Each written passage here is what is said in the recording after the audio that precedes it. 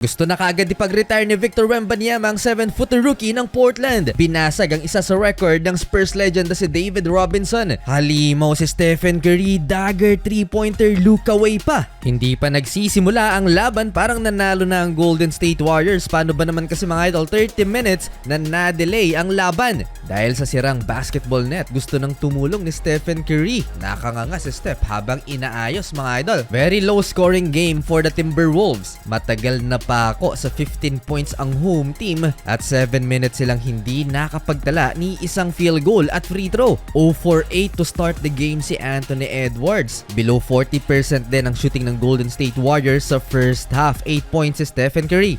Dahil sa baldog na tira ni Anthony Edwards, umabot ng 21 points ang lamang ng Golden State Warriors. Under 5 minutes na ng second frame na itala ni AE ang kanyang first field goal of the game. Stephen Curry naman, highly contested 3-pointer step back sa harap ni Rudy Gobert. Malaki ang inahabol ng Timberwolves at the half, 50-37. That's 13 points Golden State lead. Third quarter, babaan na lang sa 9 points ang lamang ng Golden State Warriors. Anthony Edwards attacking the basket. Sumagot si Stephen Curry to beat the shot clock 3-pointer.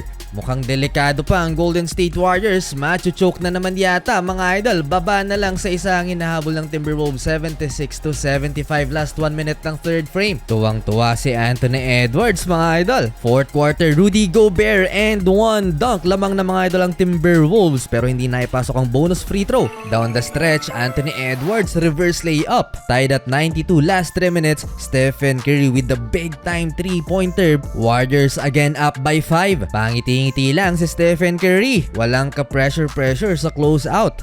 Crunch time, it's Curry take over mga idol. Dalawang magkasunod na 3-pointer back-to-back. Yung isa dyan, dagger look away 3-pointer sa harap ni Julius Randle. Sa huli, panalo ang Golden State Warriors. Nakaligtas sila sa Timberwolves. First win as a Warrior ni Dennis Schroeder. Iyak ang Wolves fans kay Steph. Samantala, muli namang nagtapat ang San Antonio Spurs at Portland Trail Blazers. Nagkabanggaan ulit ang dalawang 7-footer, ang rookie na si Donovan Clingan at si Victor Wembanyama. Sa play na ito, bagsak si Wemby, no call mga idol, nang mabangga siya ng 7-footer Portland center. Gumante ang alien at pinosterize si Donovan Clingan and one. Nasa pulpa ang mukha ni Wemby nang pinosterize niya ang kapwa 7-footer. Malaking advantage talaga ni Wemby ang athleticism. May kalaparan lang talaga ng katawan nitong si Donovan Clingan. Napangiti doon si Wemby at after niyan, nasupalpal naman niya si Jeremy Grant sa 3-point shot na to mga idol. Naabot pa. Ang inaabangang matchup naman last year mga idol kay Wemby na si Scoot Henderson, hindi rin nakalusot, supalpal. Milya na ang layo ni Wemby dito kay Scoot.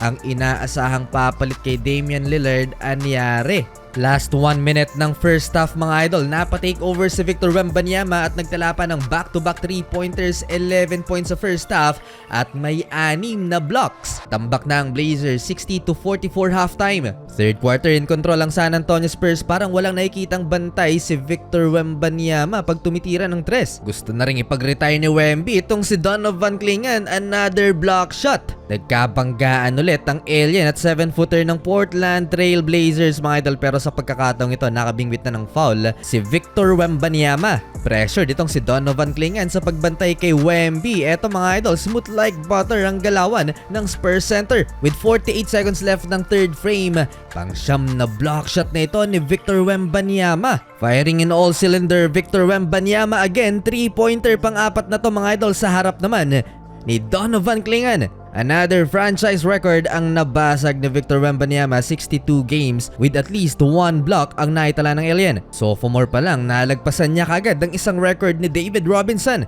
It's just a matter of time, mukhang mabubura na rin ang isa sa record ni Robinson, ang huling player na nakapagtala ng quadruple-double sa NBA history. Pang-10 block shot na ito ni Victor Wembanyama. Magang nakapagpahinga si Wemby dahil sa laki ng lamang ng San Antonio Spurs. Panalo ang home team sa likod ng 30.7 rebounds, 3 assists, and 10 block shots ni Victor Wembanyama.